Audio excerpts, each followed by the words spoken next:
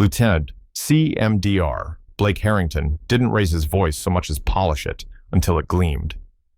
"Ma'am, logistics observes from the back of the room," he said, chin tipping toward the far wall. "We're running a live crisis block. Don't crowd the consoles." A few junior aviators chuckled nervous performative, the laughter of men unsure of themselves. The carrier simulator control room was a low-lit amphitheater of phosphor glow and anxious breathing.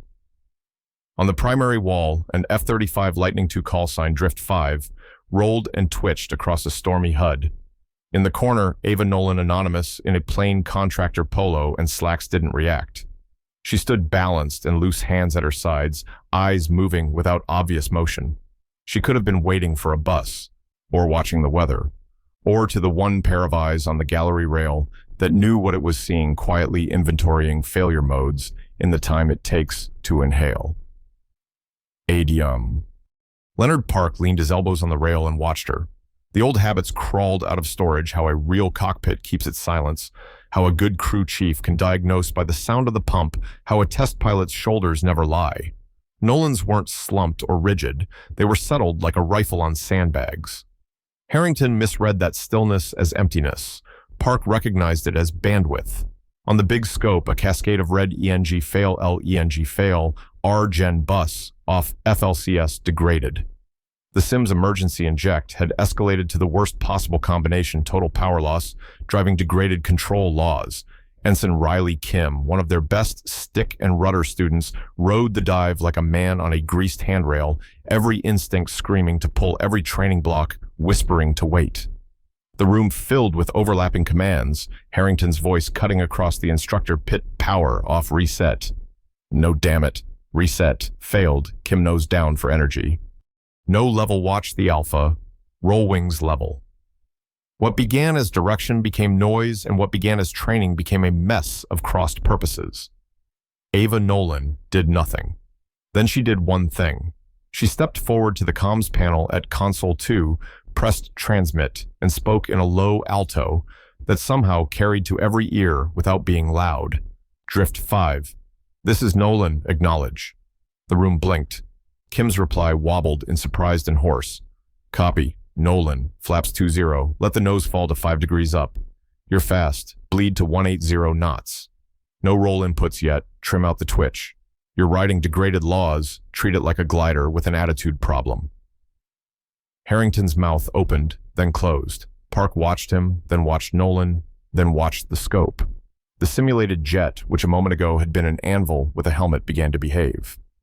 The absurdity of the order's flaps into a dead stick made sense when you remembered what flaps really buy. You drag for speed control, lift for attitude authority, a bigger, fatter wing when control laws go dumb. The dive shallowed. The descent rate fell out of the red. The horizon bar stopped behaving like a metronome. Ease the right rudder, Nolan said, conversational, as if reminding a neighbor to grab their mail. Crosswinds pushing your nose. There. Hold 5 up. Count it with me. 1, 2, 3. Now Alt-select to field elevation, aim for the numbers, not the piano keys. You'll land long if you chase the flare too early. Harrington, to his credit, stopped talking. You could see him measuring his ego against a more pressing variable, the student's life inside that sim. Technicians froze headsets half off, half on. The junior aviators who moments earlier had snickered about polo shirts and paperclips stood absolutely still. 3 miles, Nolan said. You're high, good, trade it for speed. 185, 180, hold it. No more altitude in the bank after the fence. Attitude's your currency. The runway numbers grew large and white and urgent. Now, Nolan said, and her now felt like a metronome click. You couldn't argue with, begin your flare, tiny touch. Hold the attitude, let the sink eat the speed.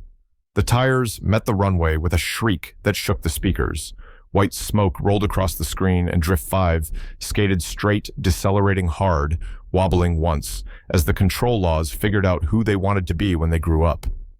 The jet stopped just shy of the overrun. The red on the scope blinked to amber, then to black. The alarms died. Silence is a chimera. It eats the noise and leaves the meaning behind. In the control room, it landed like a third body in the room. Harrington's hands hovered over his console, forgotten. Kim's breathing crackled over the speakers loud because it was the only sound. A tech whispered, without intending to, "Holy." Admiral Park straightened and let the quiet do its work. In that pocket of still air, the room rearranged itself around a new center of gravity, not the rank tabs, not the title on the schedule block, but the person who had spoken 6 sentences and changed the outcome. It would have been enough to thank her. Harrington might have done that if habit hadn't gotten there first. Authority often tries to reassert itself after a scare. He pivoted toward Nolan, found a way to make an order sound like an apology, and reached for procedure. "Ma'am, base policy contractors in secure bays, please roll up your sleeves for identification." It should have been petty. It was. Nolan didn't bristle. She obliged a slow, unhurried turn of cotton to elbow. What emerged was not a novelty sleeve. It was a history book.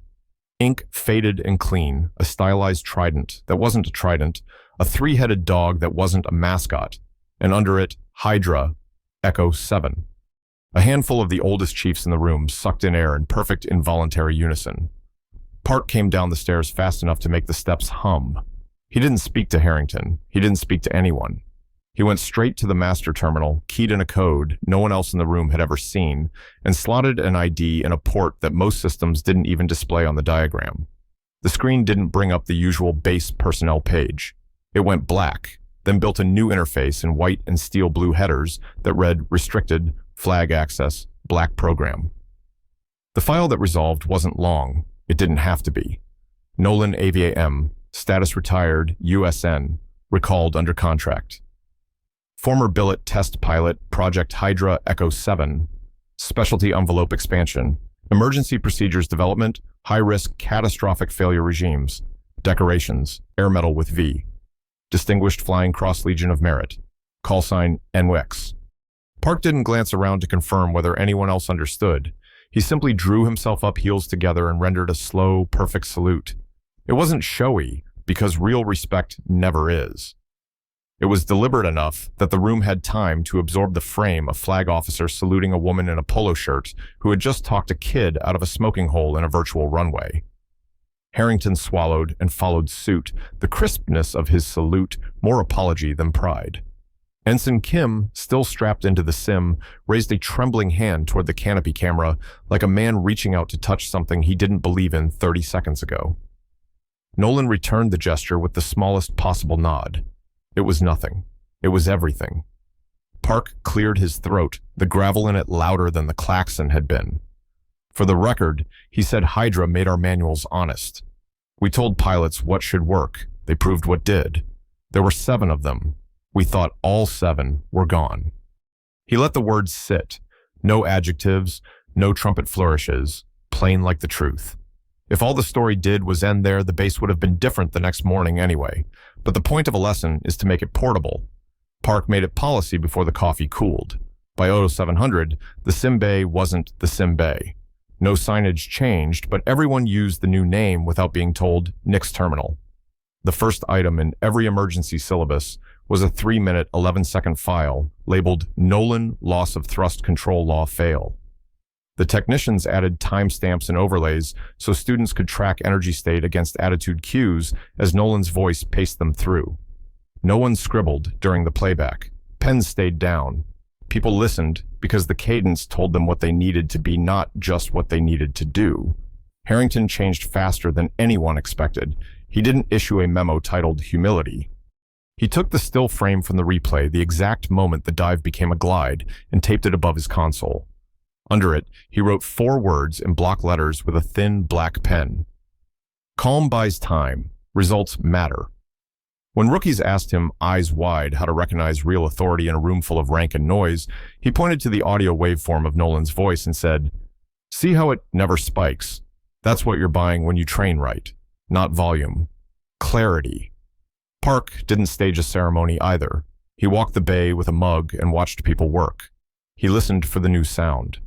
It's hard to describe if you haven't lived in rooms like this your whole life, how knowledge has a hum and bravado has a rattle. The rattle was softer. The hum was louder. Ensign Kim asked to see Nolan 2 days later, clutching something small in his palm. It was his first solo patch. He held it out like an offering. "Ma'am," he said. She didn't give speeches. She tucked the patch into the front pocket of her polo and nodded once. For a kid that young, it might as well have been an anointing. If institutions are organisms, they digest stories for fuel. The base ate this one and found it nourishing. The young officers who had laughed at the logistics clerk rewrote their mental checklists. The chiefs polished their cynicism until it reflected better things. And Harrington, who had polished arrogance into a leadership style, began asking questions before he gave orders. His voice lost an octave of performative confidence and gained one of actual authority. On the far wall of the ready room, right under the squadron pennant and the framed portrait of a long-dead admiral with a mustache, like a capital letter, someone pinned a printed screenshot, the F-35, squared on the centerline tires, smoking landing lights, bright as teeth. Beneath it, in block Sharpie, someone wrote, "Calm is a superpower."